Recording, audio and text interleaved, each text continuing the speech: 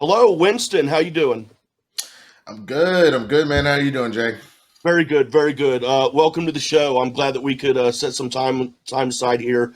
I've had you on some other shows over the last couple of years, but never really got to get in depth or behind the scenes from Mm. Schmoedown. So this will be very fun, man. I'm looking forward to it. And I wasn't born in Texas, but I was raised in North Houston for a little bit. Well, Rosenberg, and then North Oh, Houston. no crap. So Wow. Okay. I should ask you up front before we really get started. I forgot to ask you in the pre-interview. Can we swear or no? I don't. I yeah, don't want to. I don't want feel to. free. Okay. Feel free. Just making. Just making Yeah, sure. Yeah, hey man, whatever happens, happens. This is to I want to get to know the real people behind the competitors or behind the personalities, because well, one of the things that inspired this was I'll be upfront. I've said this before. When I first started watching the Schmoedown, I didn't care for Roka very much because I didn't Mm, realize that there was an entertainment character aspect to it. I thought that was really him. And the same thing mm. with Sassy Stacey Howard. I I was put off by their characters, but I thought that Right. was really them because I didn't know who they were. So this is a great thing too for that, because you never really know what parts of characters are real and what parts are not. So this is Yeah. a lot of No. fun. No. I would agree. I think it's one of those things that once you've kind of got your foothold in for sure, it everything seems to go pretty great. But until then, it can, in the same way that it might feel alienating to someone that doesn't maybe initially know that it's like character work and stuff like that. It's off-putting coming into it, to be honest with you. Nobody was like outright rude. Like that was never a thing or anything like that. But it is just like any activity, especially with an activity of people that have been doing stuff for a long time together. There are unintentional clicks that happen from time to time. You know what I'm saying? So like it just takes a minute for people to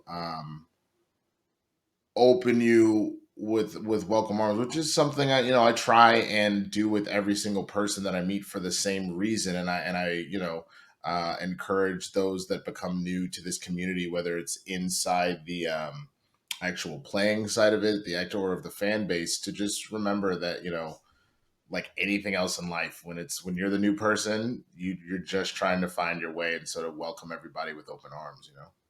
Yeah, yeah, very good words to live by, man. Not Mhm. just in the Schmoedown, but in life, man. And wise words these days are hard to come by. Yeah.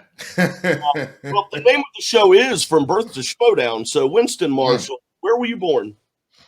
I was born and raised in Dallas, Texas. I am a Texan through and through. I have a very interesting love-hate relationship with my state.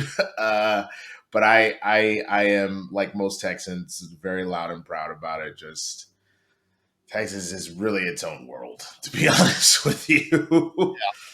It definitely is. I don't know. I always, well, I was raised in Texas for a short time. I mean, I can't say that like I lived there for a very long time, but I was about 18 months old and my family moved down there from Ohio and lived down there till about the fifth grade. So, Oh I got wow. morals and values, and I learned how to be a Yeah, yeah, yeah.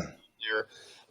And but I remember one thing that's always stuck with me was watching an old Red Skelton bit he was doing about Texas. And one thing that he said that's always stuck with me is how Texas is miles and miles of nothing but miles and miles. It is absolutely a big state. There's a lot going on there. Yeah, Um, that checks out. That checks out. I did a drive from Dallas to LA my sophomore year of college or the summer before, so I could get my car to California, and that is very accurate. It's a 19-hour drive. We split it up into 2 days. We spent the entire first day in Texas and didn't even get outside of Texas until a couple hours into the second day. So that checks out. yeah, good stuff. Good stuff. But down there in Texas, Dallas, Texas, what's your first memory? Oh boy, that is a deep question. Is I mean, I have random flashes of like the first place that like my I lived with my parents. I very vaguely remember like I'm trying to think. Um Apparently there was a point where we got robbed, and I had an NES or whatever, and so my parents go, we're coming home. I'm a kid. Like, I really don't know any better. And my parents are like, why is the door? Oh, shit. Like, someone broke into the house. And, like, they start looking around and they go, oh, God. They took some of your mom's jewelry, whatever.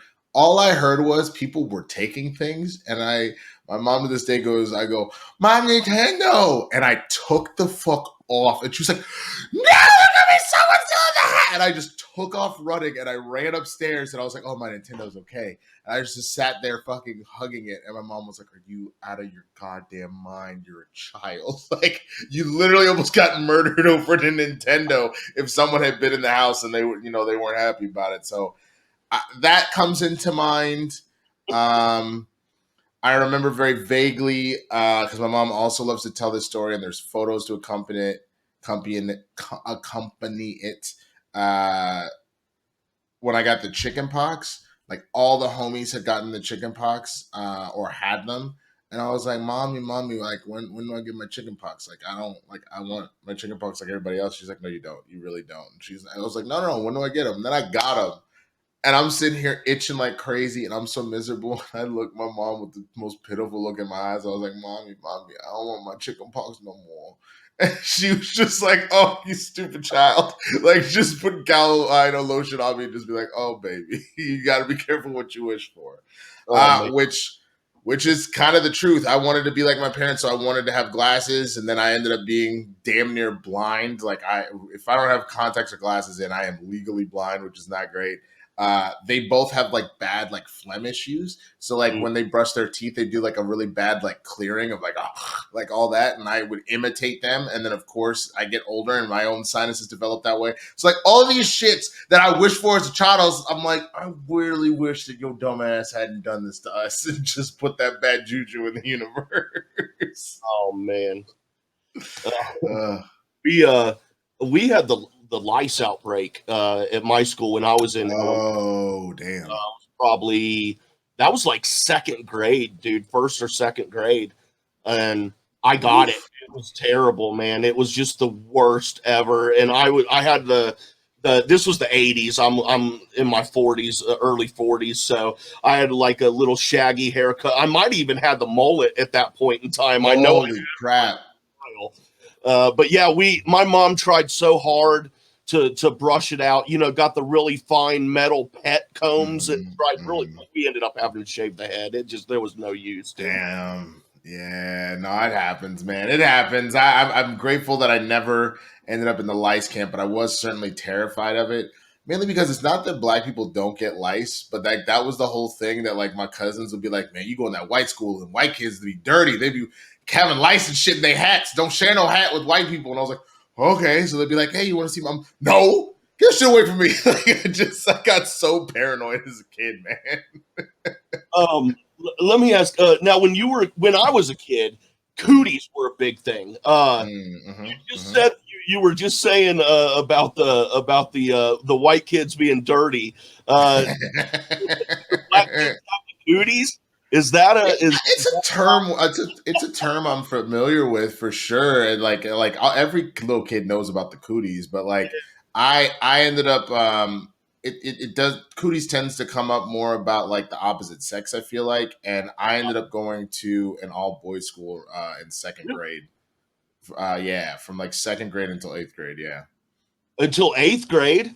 hmm Okay, we're definitely going to talk about that experience here in a little bit. Okay. Paige for Betty went to an all girls school in high school, and I definitely had some questions about that. So Oh yeah. it's going to be great to get the all boys school perspective.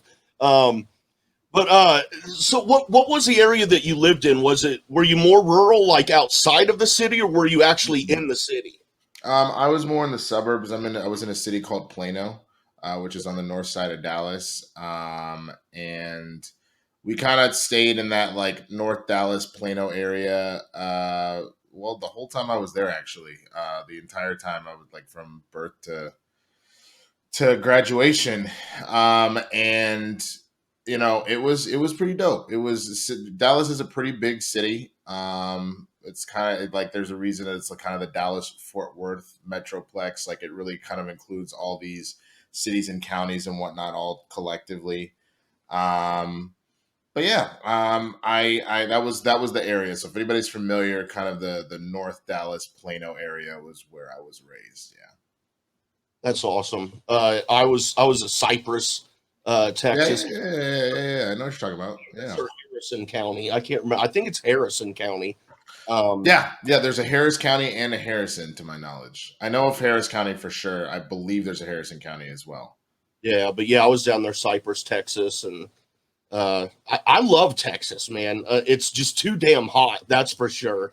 Yeah, I it's run I it's run yeah. hot anyway, so I feel you, man. It's one of those things where obviously it's not what we're here to talk about, but like the idea of just trying to do what we can for the environment. There's no way you can't look at every place on the planet and go, it's a lot hotter, a lot colder than like it normally is. Like, whoa, shit. And Texas is no joke. Like I was used to the 90 to like mid hundreds. Like the on average, I feel like we had a couple of days around 105 to 110, and now there's like entire months of that, which is like terrifying to yeah. think about. And it just depends on your flavor too. Dallas has a tendency to be dry heat. Apparently it has evolved now. Talking to my friends about it, it's evolved where it's similar to Houston, where it's still that hot, but now it's a humid heat. They're both miserable for different reasons.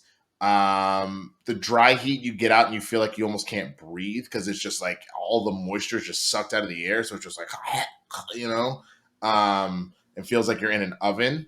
And then dealing with the humidity. So like Houston and like what Dallas is now, because it's been raining a lot.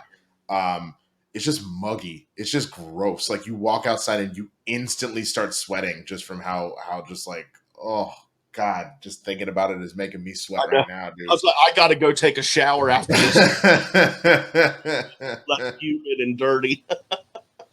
Um, the Schmoedown obviously has to do with movies, and if anyone is in the Schmoedown, in my opinion, that love of movies had to start early. Mhm. So I mean, what was the first movie that you remember seeing in the theater? Um, okay, so I'm sure I saw a different movie prior to this. I'm sure there are plenty of movies that I was in theaters that like I wouldn't be surprised if my mother took me to Little Mermaid or Aladdin or Beauty and the Beast or anything like that. Like Lord knows I ran those VHSs into the ground. But the one movie trip that I remember above everything else, and whether this was the first or not, was the original Power Rangers movie. Um, there were for those that weren't familiar, there were a lot of like crazy fads in the '90s, especially the early '90s. Ninja Turtles was one of them. Saturday morning cartoons in general. So like Sonic the Hedgehog had a cartoon. Hell, James Bond Jr. was a show. For those that don't know, that shit was wild. But probably the biggest thing that happened pop culture wise, I would say, with kids outside of, because it was, I guess it was martial arts in general, but it was specifically the Power Rangers. So when that Yeah. movie dropped, I remember I was on vacation in New Orleans with my best friend and his family, and me and him and his little brother. Like the mom was like, it came out on the 4th of July weekend, and she's like, "Don't y'all want to go see fireworks?" We're like, "Hell no, we want to go see Power Rangers." So she was mad as hell that she had to take us to go see this movie instead of enjoying a standard 4th of July. But I just remember being in theaters and being like, "This movie is incredible," and like the movie ends with them. It happens in Angel Grove, but it's clearly Australia.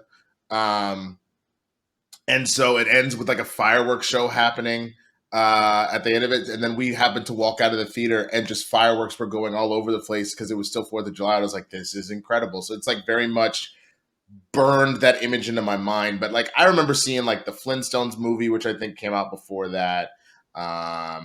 I guarantee you my parents took me to some sort of Disney film here or there.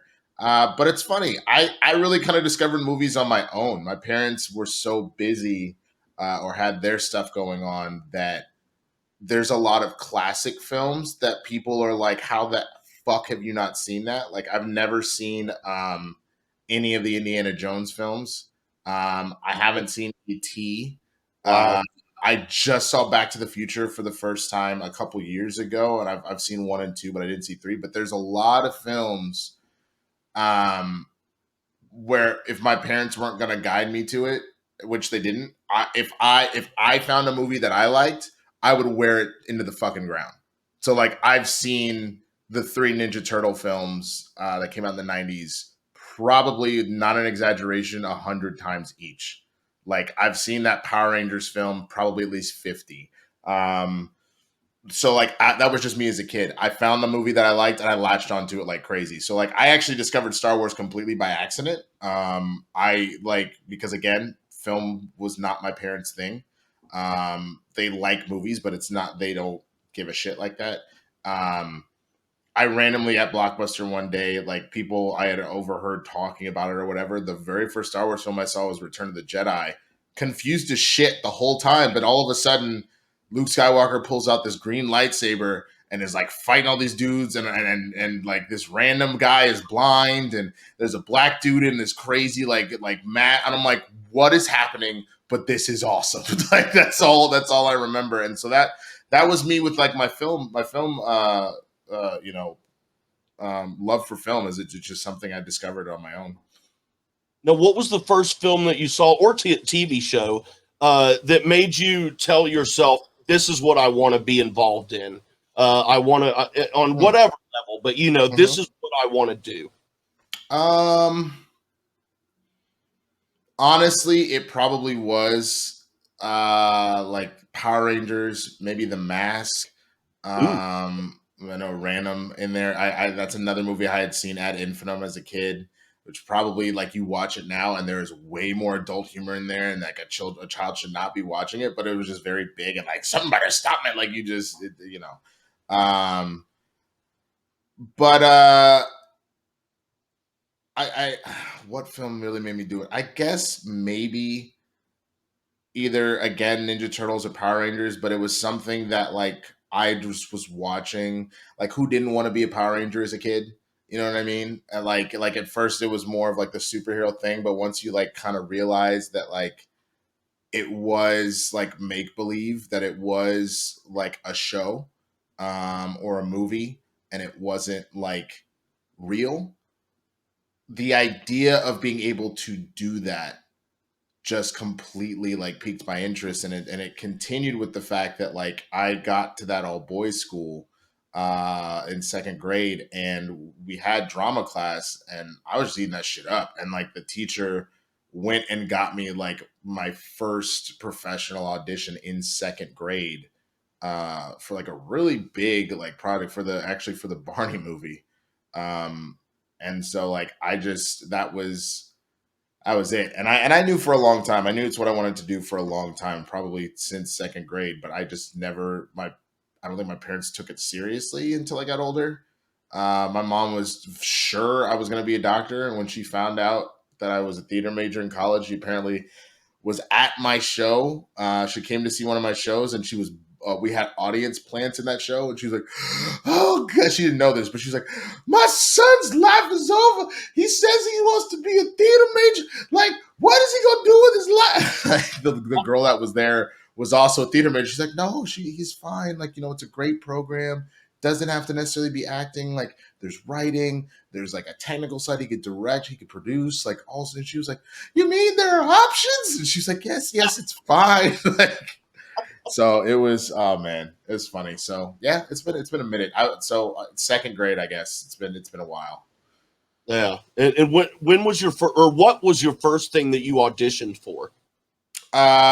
For that Barney movie. Barney. For the Barney movie. So my teacher in second grade, she was a series regular on Wishbone. I don't know if anybody remembers that show. That was on PBS. About like a kind of a I can't remember if Wishbone could talk or not, but like like it was kind of like Reading Rainbow meets Blue's Clues, except it wasn't animated. And so she was one of the main characters on there, and she genuinely told my mom. I remember this conversation. She was like, "Yo, like he's really talented.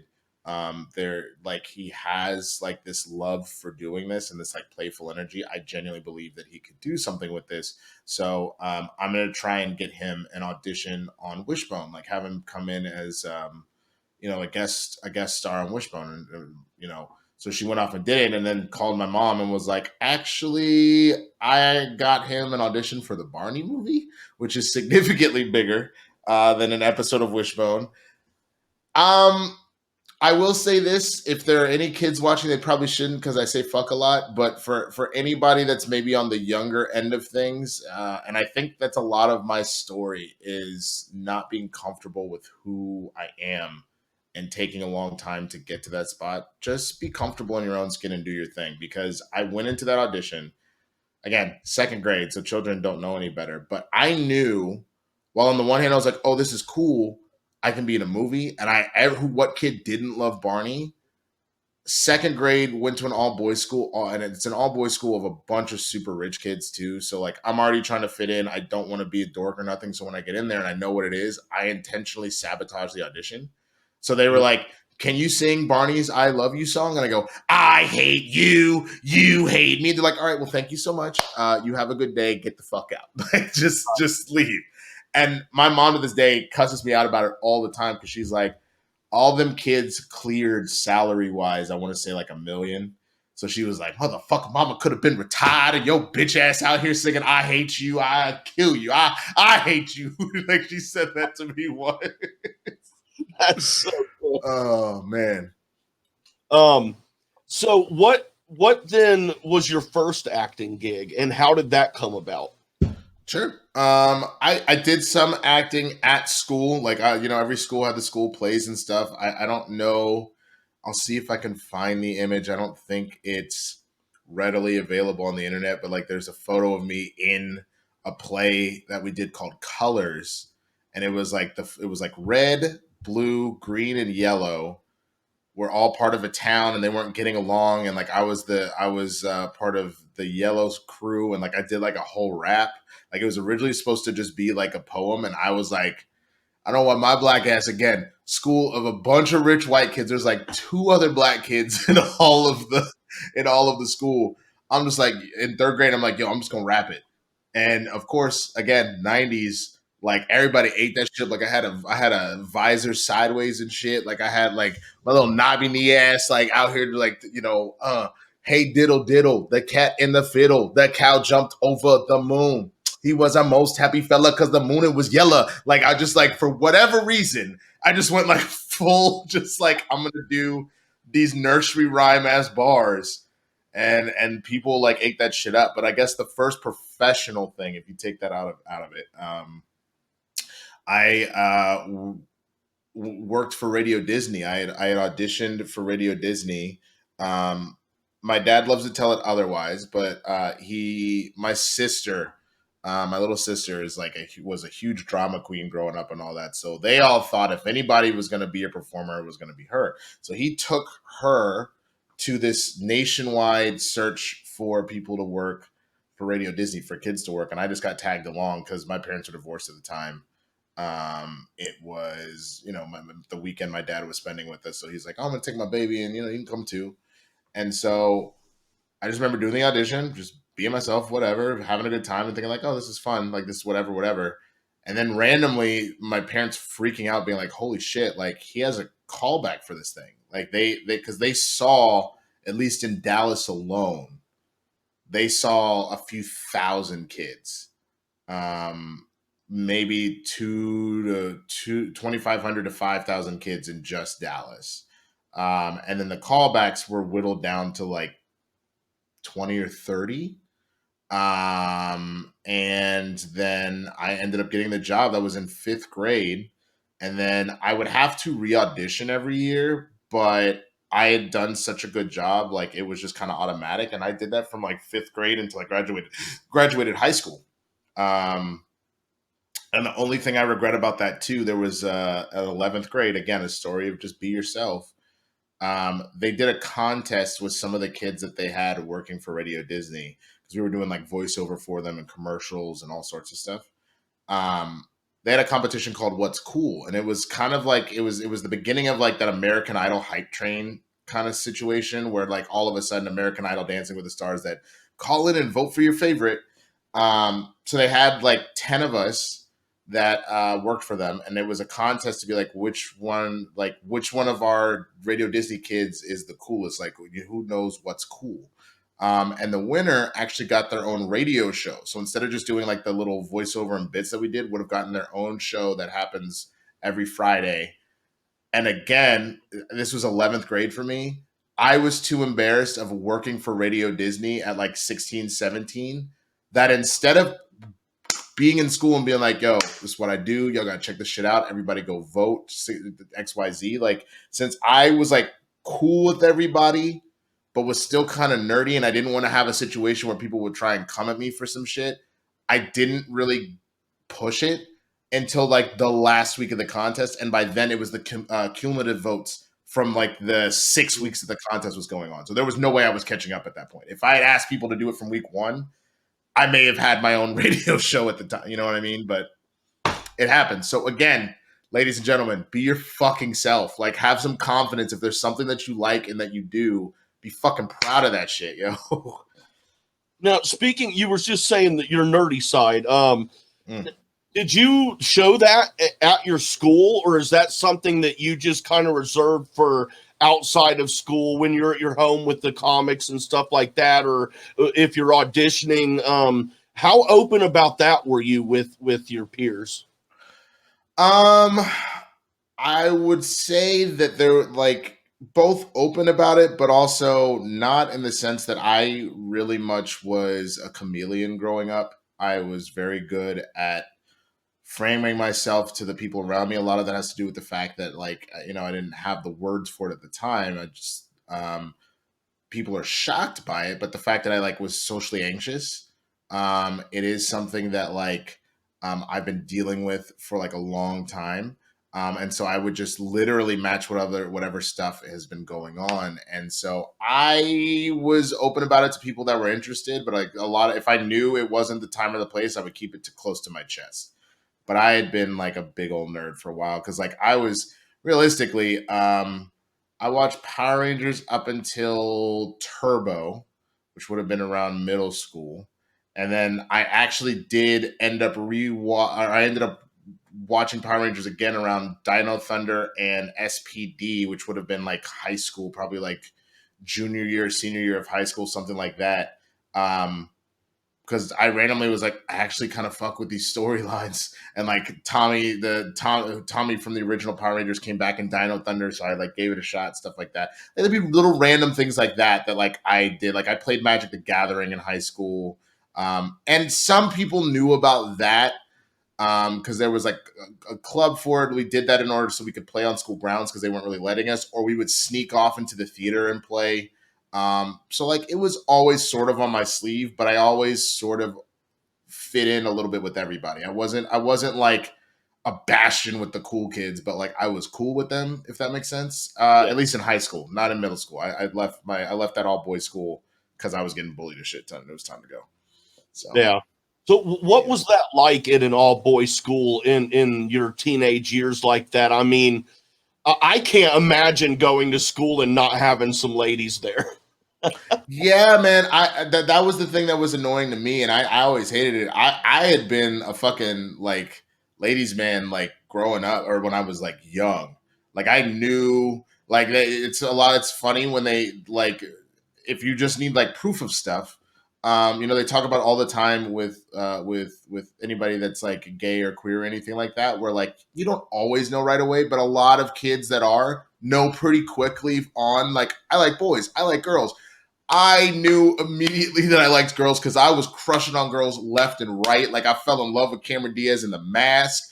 Like she was hot as hell. As a matter of fact, I remember playing house with like this girl that lived next door named Stephanie, and like, man, Stephanie was bad. And so I couldn't have been more than like first grade or whatever. And that whole dance sequence when the mask shows up and like he starts dancing with her, and he's like spinning her around a million times, then he kisses her and her shoes fly off.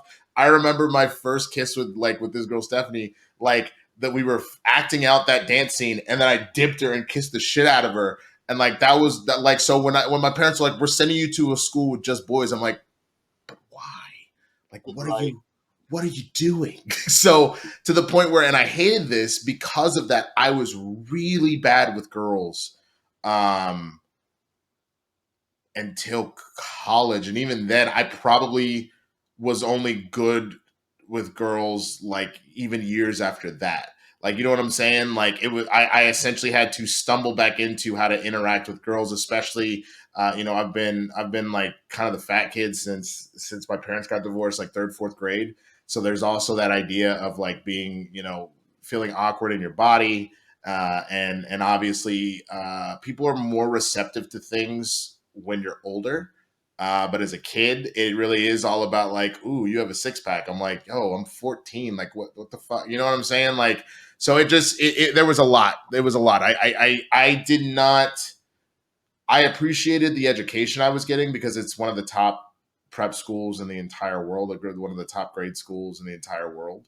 Um, but I hated that environment, man. Like I wish that I had remained in co-ed the whole time.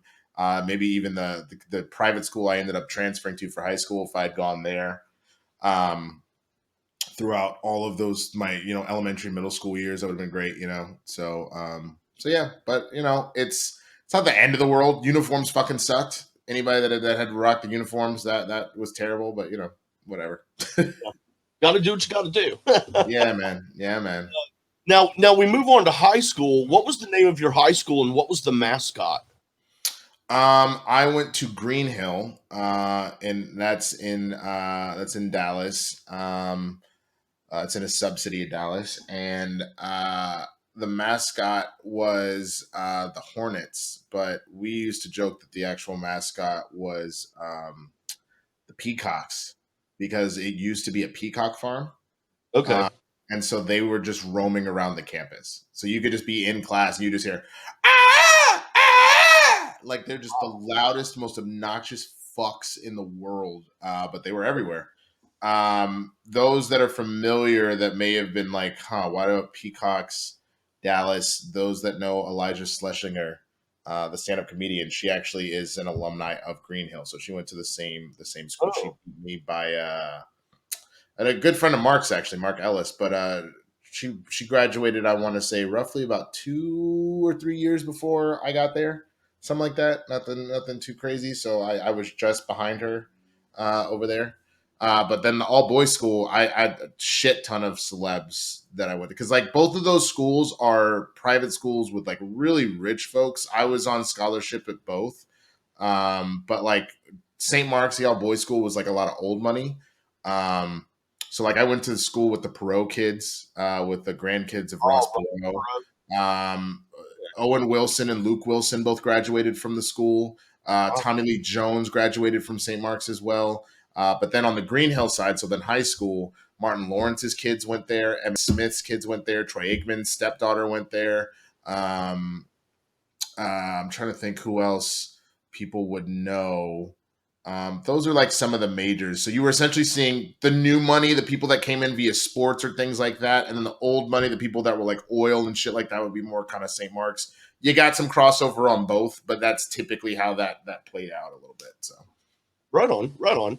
Now, yeah. did you play any high school sports or anything like that? Were you ever into that kind of stuff? I did fencing and water polo like fifth grade until eighth grade. I did basketball just freshman year. Just because like I was also into theater and it was like you can't do both. Like they're meeting at the same time, so you got to make a choice. And I went with theater, especially because like I was just okay at basketball. Like I was tall pretty early on in high school. So coach would be like, it'd be like the last minute, it'd be like the last minute of the game. And he'd be like, yo, go get me some boards. I need some boards. And people would foul me because they'd look at me again, big dude, and was like chubby. So they thought I'd be like Shaq. and couldn't Right. hit my free throws. But I would go in and I'd box people the fuck out. I would jump above everybody and go get the boards. They would foul me. And then like, so I was averaging probably like 4 to 6 a game. But all from free throws. Like an active game, I was not very good at like doing what I needed to do, but like I got my boards and I got my free throws. So, but that's it. That's really the only sport. I played ultimate frisbee for a bit. I mean, again, the nerd side of me, that was a lot of fun. But same thing. I never was super athletic, so it just didn't translate as much. Yeah, that's pretty much it. Now, what prompted you to want to go to school out in California? Go to college in California.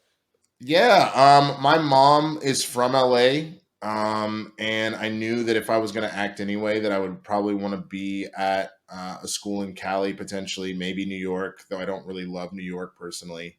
Um, I knew that whatever school I went to, whatever state it was in, that I needed to, I wanted it to have a good like theater or film program.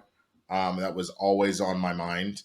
Uh, Unbeknownst to my mom, she thought I was looking at all schools that were just good pre med schools or had good medical schools. So obviously they must have had some good foundation there. Um, so my actual dream schools were USC and Stanford, and I was one of those kids growing up that it kind of started around 7th grade. I had this really shitty teacher where like I was always very intelligent. I was very good at math and science. I had a very crazy imagination, so like my creative writing was phenomenal, but I couldn't spell to save my life. And so I remember taking this quiz where I know this seems like a random tangent here, but I remember taking this quiz. It was called the HIS list, which was like a list of important dates in history. And I got every single date right in an event, but I misspelled every single thing, like the Treaty of Versailles or, Custer's Last Stand, like all sorts of shit like that, right? So he gave me a 0 because I didn't spell a single thing. I didn't even though I got all the things right, if you didn't spell it right, he didn't give a shit. He gave, and so then he actually gave my quiz to like the kid that was bullying me, and was like, "I want you all to read Winston's answers," and like he read them all out loud and all the mispronunciations. He's like, "Don't be like Winston. Winston doesn't do work. Don't be like him." And I remember that sticking with me and being so upset because I spent hours memorizing those dates, and again, got them all right, just couldn't spell them. So in my brain, something clicked in where I was like, well, what's the point of even fucking trying anyway? And so I was that kid that got A's on every test, but I never turned in my homework because I was just like, fuck it, what's the point, right? So I ended up being like a B minus C plus student because of that, even though I had the potential to be otherwise if I had pushed myself. So like SC and Stanford were a potential possibility, but they never manifested because again, I just didn't my grades didn't match it. Like I had a shit ton of community service. My test scores were phenomenal, but like they're like, bro, like why are you pushing these grades like this? Like what the fuck is going on? Um, so I always knew if I could get out here, I wanted to. Occidental was a school. That's where I went to school. It was something that was on my radar because of a buddy of mine from college who I'm still good friends with today. I still work with today and hang out with today. He had come out here, so I checked it out and I was like, yo, this place is the shit. And just ultimately ended up coming out here. But yeah, I probably still could have gone to SC because I got a letter from the Black Alumni Association being like, congratulations, brother, on making it into USC. We want to get the paperwork started about getting you a scholarship. And then a week later, got a rejection letter from the school itself. And so apparently that was a year that a bunch of shit like that fucked up where that happened with a number of these different societies or groups got their wires crossed with the school as to who got in. So if I had pushed the issue, I could have gone to SC because anybody that was like, excuse me, and like brought it up and threatened to sue, they instantly were like, we fucked up, our bad. But I let it go because A, I didn't know that at the time, and B, Occidental had given me like an 80% scholarship. So I was like, I'm going to have to go to this other place that I really love that I'm not going to have to really pay that much for, you know? Yeah. Yeah. Well, I mean, it sounds like a smart enough move. You know what I mean? Yeah. Especially Yeah. when you're young, man. you got to do what you can. Your first thoughts are, I got to keep my head above water here, and finances is always one of the number one concerns. Mhm. Well, even Mhm. as I mean, I'm 42, and that's still my main concern. So that Hey never changes. man, never dies, unfortunately.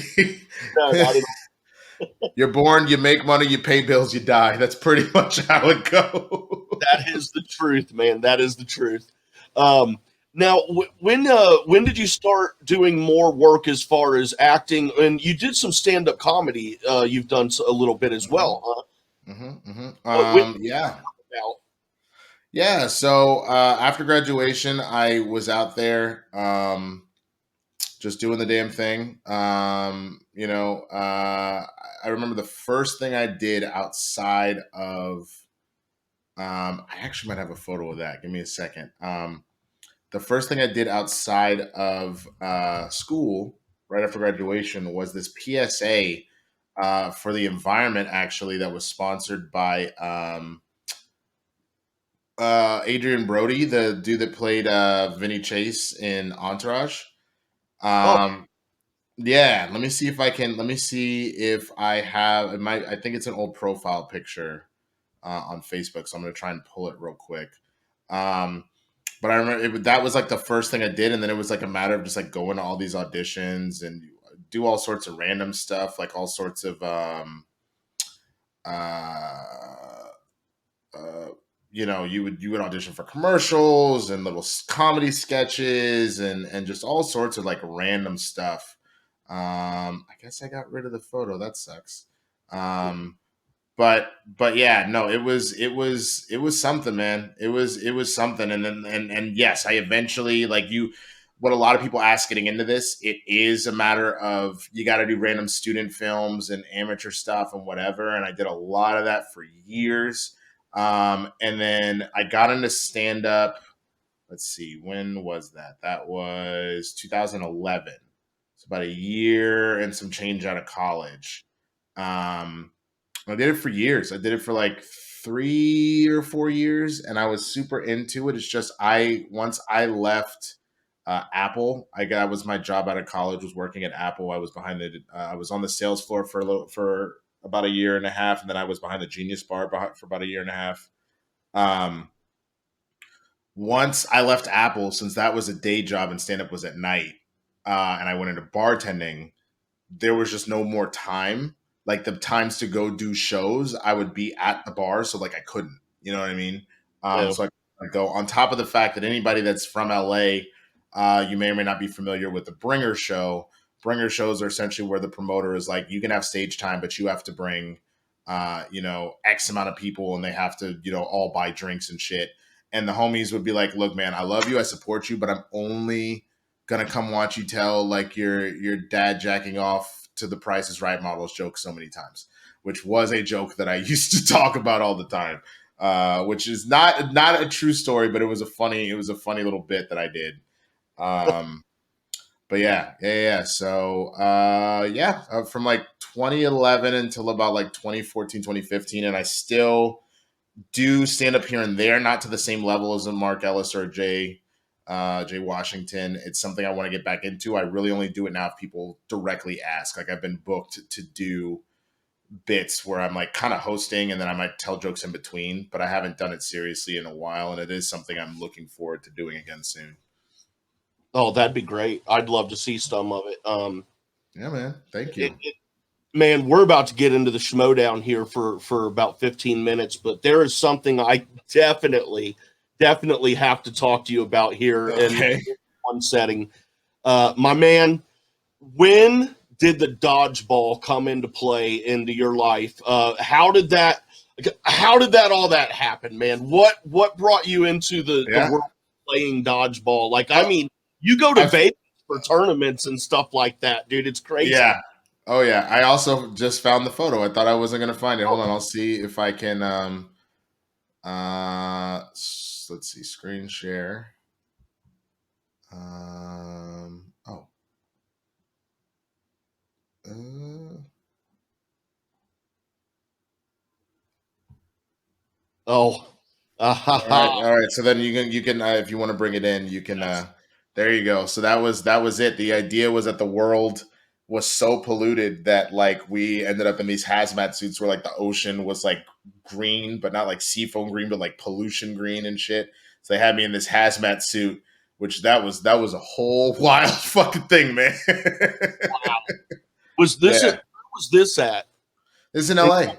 I shot that in LA. That's outside of the director's apartment. We were doing the costume process to like check it out. So I got a photo of me in that. But yeah, Man, that oh, was like the very first thing. I was the very first thing. But yeah, okay, sorry, dodgeball. Completely random. My buddy my roommate of 10 years, his name's Jeff. Uh he just randomly was like, yo man, like would you want to play dodgeball? Like there's like adult rec stuff and they have like dodgeball. I don't know, I feel like it's something you might like. I was like, sure, fuck it, why not? And I went out, and I was like, oh, this is pretty fun. Like I enjoyed it. I really only played on Sundays. I knew people that were playing multiple days a week, and I was like, you're out of your mind. That's the stupidest thing I've ever heard. Like it's a fun game, but there's no need to do that. And then one day, a buddy of mine was like, "Hey, we're doing an all-black team for a tournament. We're going to be called the Black Power Rangers, and we were all going to wear Black Power Rangers T-shirts. And so our cheer would just be like Mastodon, and then we would start the game. And I was like, "All right, sure, I'll check it out." I remember getting there and thinking in my head, like, in the league I was in, I'm like, I'm pretty good. Like, I'm probably gonna come up here and tear it up. Like one of the dudes that was on the team who was way better than I was, but I was like learning from him. I was like, we're gonna kick ass. We did not win a single game. wow. We did not win a single game at that tournament, and my eyes got fucking opened as to how far the rabbit hole goes because I was like, these people are ridiculous. I even remember the best team at the tournament. I remember them, as has a tendency to happen, them not taking me as seriously because some of the people on our team play with them all the time. And so they know to worry about them more. But I remember I got out like three or four of like that team was comprised of probably it was teams of at minimum 6, at maximum like 12. You can only have 6 on the court, but you could like sub people in. So they just came as the 6 because they were using this tournament just as practice for the actual bigger tournaments that they give a shit about. And I remember getting 3 of them out in one round, and them getting kind of pissed. And then the very next round, them lighting me the fuck up as soon as it all started. And I was like, oh, fuck, man. And I just, so again, this started 2016. And I dove deeper and deeper into it because I had invited my girlfriend at the time to do dodgeball with me and my roommate Jeff. And we just invited a whole bunch of people. So it was my ex-girlfriend, it was my sister, her best friend, my roommate's good friend from work. Like we didn't have enough to make a full team, but we had enough that they were assigning us to a team, right?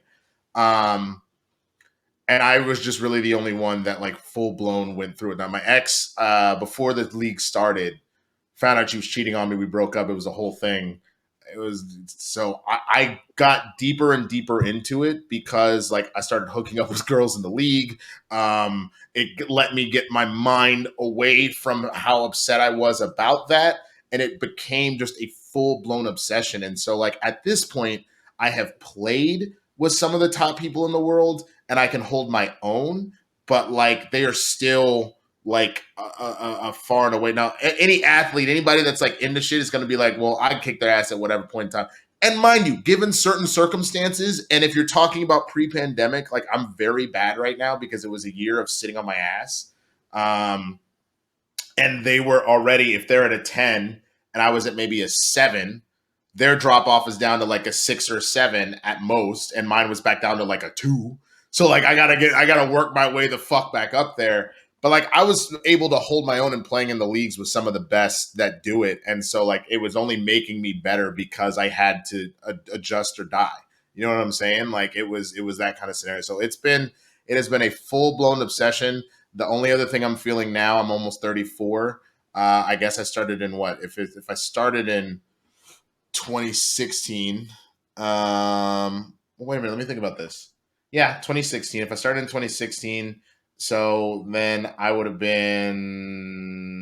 Why can I not do math? 5 years ago. So what? 28. And your body feels very differently at 28 than it does at fucking almost 34. Like, Yeah. you know what I'm saying? You feel so like I just went back to like my third game in over a year this past Friday, and I just did one little crouch, and I know I've gained some weight, so it's more weight on my knees. But I did one crouch, and I immediately was like, "Oh fuck! Why the hell is my knee clicking? Like this isn't normal." So, but it's everybody should fucking play, man. Everybody should play. It's fucking incredible. Great exercise, fun time, definitely super fun. Yeah, I've always loved it when I since I found out that you play dodgeball like professional in a league and shit, dude. That's Yeah, just yeah, yeah, yeah, so cool. yeah, man. Yeah. But now we are to the Schmoedown, my friend. I want to know, how did you first become aware of the Schmoes and Mark Ellis and Christian Harloff and the Schmoedown and all of that? How were you Yeah. interested in them? So a friend of mine, her name is Cheyenne. She was friends with Dorian Parks. A lot of people familiar with Dorian from Geeks of Color. A lot of people got made aware of him when he joined Collider and was doing stuff over there. So Cheyenne was like, "Hey, there's this thing called the Schmoedown." Didn't really explain to me what it was. She was like, "It's this thing called the Schmoedown. It's like a kind of a contest thing. They have like really good." They have a really solid following. And again, I had been in the industry. I'd been doing like I had already done a bunch of professional stuff. I had been doing vines. I had my own kind of shit going on. Whatever. She was like, if you get in with that, if you end up on there, their followings are so strong, it could really help build stuff up. So I didn't go into it being like, I want to play the Schmoedown. This sounds great. I went into it being like, oh, this is an opportunity that like if this works out, it can only help with the career and push stuff forward. So let me check it out. Um, so I get there, and the tapings used to be open on Fridays. It would be like they would order pizzas. Um, you just needed to know somebody that like knew what was going on. And again, Cheyenne, knew what was kind of going on with that. So I went in and I sat down. I didn't really know anybody. I was just hanging with Cheyenne, met a couple random people. But my first match was Lon versus Cody Hall. I've been very vocal about how ridiculous that match was. Cody came out in his like Space Jam jersey, his Toon Squad jersey. Lon came out as the professor. This motherfucker had printed out syllabi for the fucking audience, and he handed it out about all the different ways he was going to fuck up Cody. And I was like, what is happening? What is this nonsense? And like, I was just playing along in the audience, and I was like, oh wow, I'm actually doing pretty decently. Like I want to say that round one that they had, I went like 8 for 10. The round two, I don't remember what they spun, but I remember one, I think one of them was Pixar, and I remember doing well in Pixar, doing horrible in the other category, I believe. And then at a certain point, I stopped keeping track because I was more like, "Yo, I'm on the edge of my seat as to what's going to happen here." And then I also found out about the Inner Geekdom division, and I was like, "Fuck, man! Like I could totally do this. I'm so in." So like I just went in and introduced myself to both Mark and Christian, and they were just like, "Oh yeah, man, no, of course, we'd love to have you." Like they both gave me their contact info, and they're like, "Yeah, we'll book you, like whatever, we'll get it going." And I had told Christian I want to do IG, and he goes, "Yep, got it." He for some reason, and mind you, because Christian does a million things at once, Right. he thought I had mentioned teams, and Mm. so he was like, "All right, I have a teams match for you. Do you have a partner?" And I was like, oh shit. I definitely thought I said IG, but okay. I was just like, who the fuck do I know that knows the most about movies? Like who in my crew? And I was like, you know what? My boy Zip. Like, I mean, that's what we used to do is get stoned and then just talk comic books and movies. So let me see if it's something he'd be interested in doing. And the rest is kind of history. Made our debut as the world's finest against the Kingsmen, and we got all the way up to a number one contender match, man, and against the Shire Wolves. And that was the beginning of me realizing that I still didn't study until right around when my actual playing days were over. I was just going off of what I knew. But like that's the thing. If you go and watch our matches, finer details, that was more my specialty. And then Eric's were like people's names for sure. So like I don't retain directors or actors that aren't like A-listers. It's just not in my brain. It's not something I ever really paid attention to. But I could plot point the fuck out of everything. If you go again and look at those matches, I was the one that was like, oh, it was this, it was that, it was like, you know what I'm saying? It was like the Legally Blonde question about like the bend and snap and like all that type of shit. Like that's what my brain retains. So you know, we did well up until that point, but like my obviously the Shire Wolves are the Shire Wolves. That was the match that was right before they won their first title. They went, to my knowledge, flawlessly in round one, I believe, both of them. Eric got like 6 and I got like 4 or 5. And that's just not gonna fucking cut it against one of the greatest teams to ever play the game, you know? So Yeah. Well, you're managing now. The last 2 seasons of the Schmoedown, they've introduced the factions. You are managing one called yeah. Swag. Uh, Mhm. First of all, how did that come about? Like, did Christian contact you about managing, or did you contact him about the idea? And at the end of that, do the managers get to pick the team's names? So yeah, it was something I was potentially thinking about because I just didn't do very well kind of at the end there. Like obviously got off to a hot start.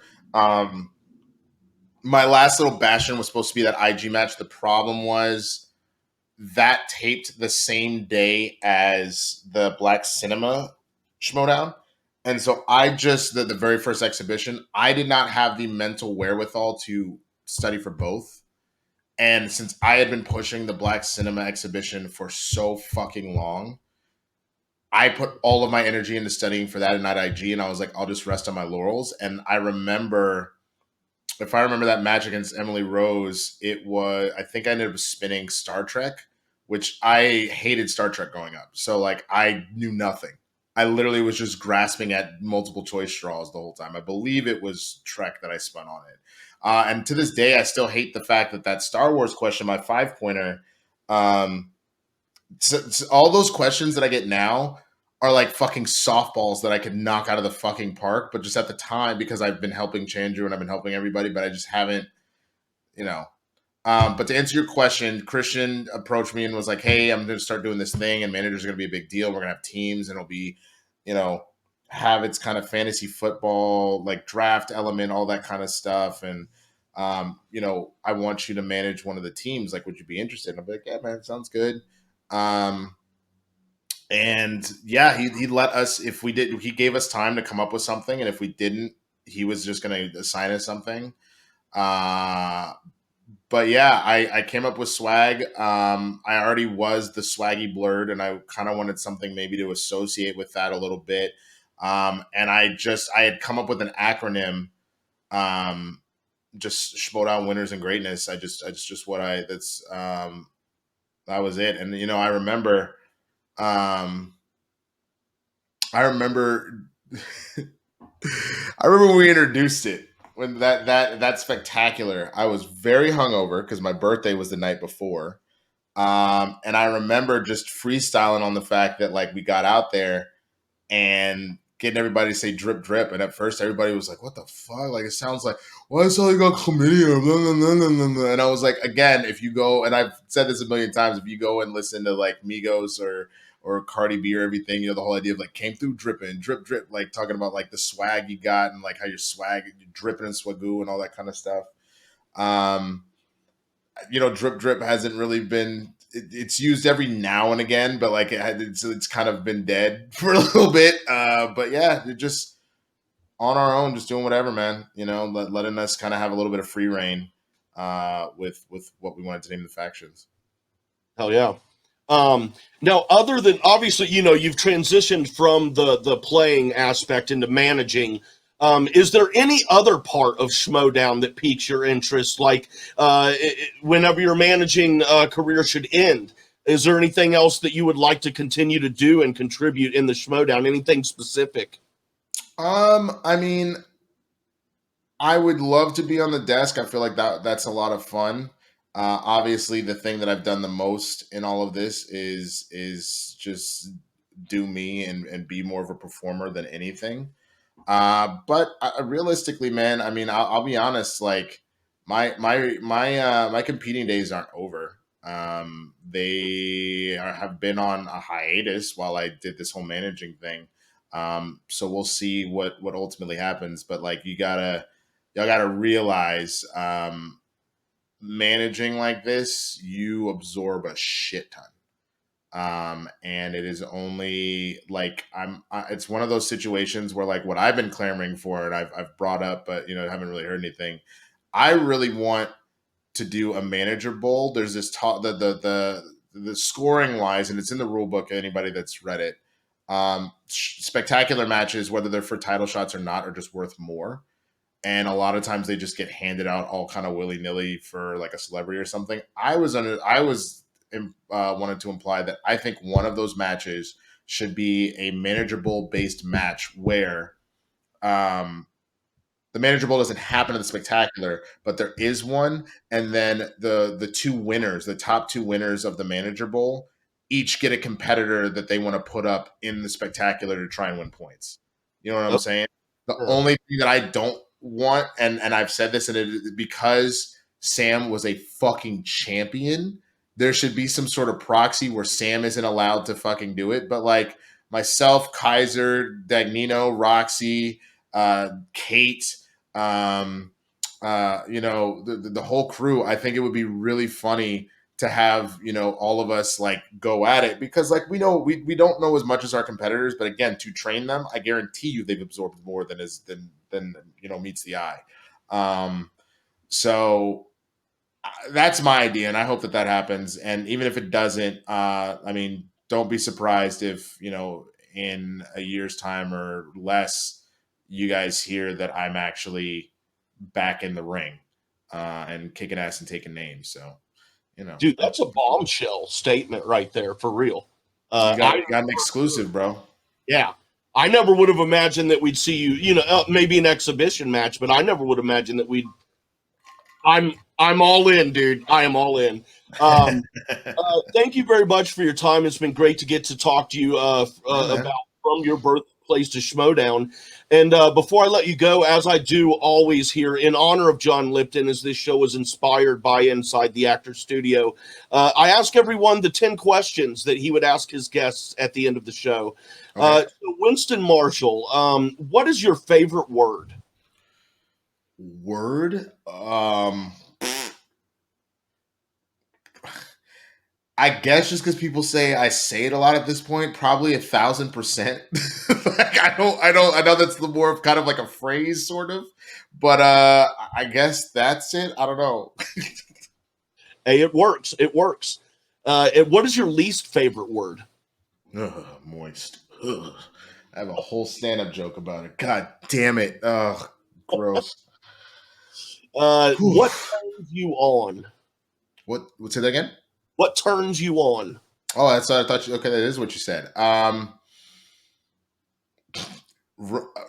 Romance is a running joke with my girlfriend Kristen. For those that are familiar, that like she gets more excited about weddings than I do, because something happens at weddings where all of a sudden I go like, you remember American Pie, the whole Shermanator, one here to bring woman infinite pleasure. I kind of go like full Terminator with it, where like, let's go. I don't know what.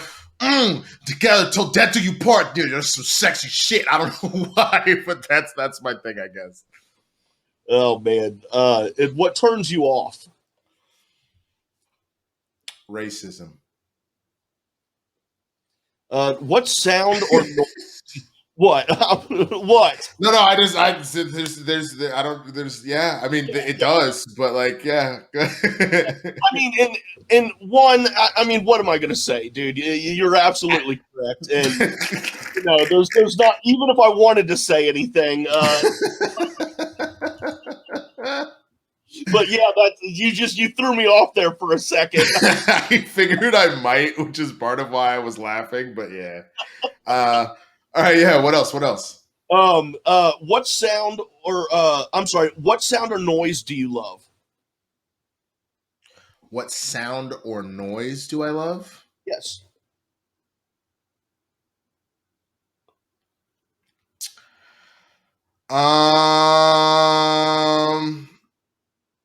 Laughter. Yeah. What sound or noise do you hate? Um,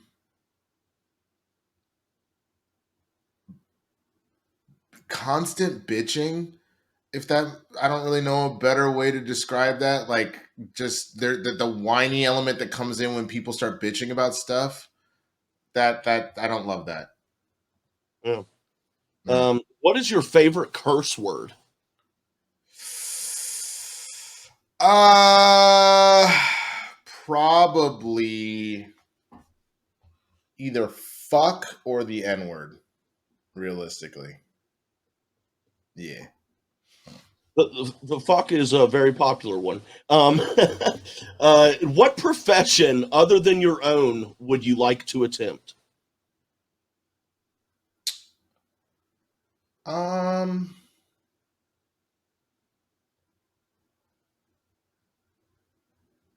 that's a great question. I mean, I would probably have really done well as a therapist. I didn't pull the trigger on that because I didn't want to lose my mind. I was always concerned that I would get too into it. Um, I would get too into people's problems and I would lose my mind. But therapy was definitely always up there in my mind as potentially being a doctor in that regard. What profession would you not like to do? I really have no desire to do what my parents do as entrepreneurs. It seems very boring. There's a reason why, like, I've had plenty of opportunities to go into the corporate world, and I just don't. I can't sit behind a desk all day. Winston, if heaven exists, what would you like to hear God say when you arrive at the pearly gates?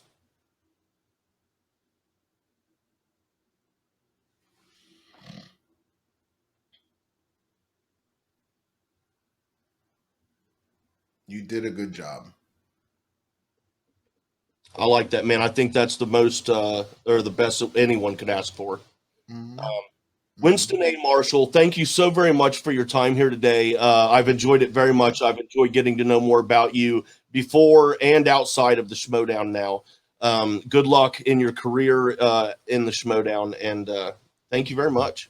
Thank you, brother. I appreciate it. I mean, now you got the answer to all my security questions, so I guess I better go change them all. So I will. Do that right now, dude. Like right now, right now.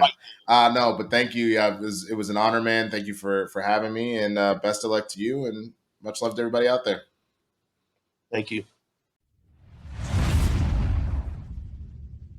Be sure to check out Speaking of Schmoedown, a sports talk show devoted to the movie trivia. Schmoedown airs Saturdays at 11:30 a.m. Pacific Time, 2:30 p.m. Eastern Time, here on the Jcast Network.